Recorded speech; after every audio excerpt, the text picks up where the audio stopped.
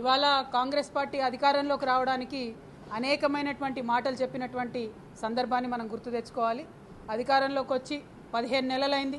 15 నెలల్లో 1.5 కోట్ల అప్పులు తెచ్చారు, కానీ ఆడపిల్లలకు ఇచ్చిన ఏ ఒక్క వాగ్దానాన్ని కూడా పూర్తి చేయడం లేదు. నిన్ననేమో తులం బంగారం ఇయ్యమని చెప్పినారు. ఇవాళ మేము బీఆర్ఎస్ పార్టీ పక్షాన డిమాండ్ చేస్తూ ఉన్నాం, మీరు చదువుకునేటటువంటి ఆడపిల్లలు 18 సంవత్సరాలు నిండినటువంటి ప్రతి ఒక్కరికి స్కూటీలు ఇస్తామని చెప్పారు. కానీ ఆ విషయంలో ఇంతవరకు కనీసం రివ్యూ కూడా చేయకపోవడం చాలా దారుణం. ఆర్టీసీ బస్సులు ఇచ్చి స్కూటీలు ఎగ్గొట్టాలని చూస్తే మాత్రం ఊరుకునేదే లేదు. ఇక్కడ మీ మాట నమ్మరని చెప్పి మీరు ప్రియాంక గాంధీ గారిని తీసుకొచ్చి స్కూటీలు ఇస్తామనేటటువంటి వాగ్దానం చేసినారు.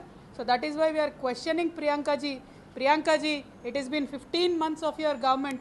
Where are the scooties for the young girls? This is a question today in the minds of every person, and they are also writing postcards to Priyankaji. So we demand that this scooty should be immediately delivered to the young girls of Telangana.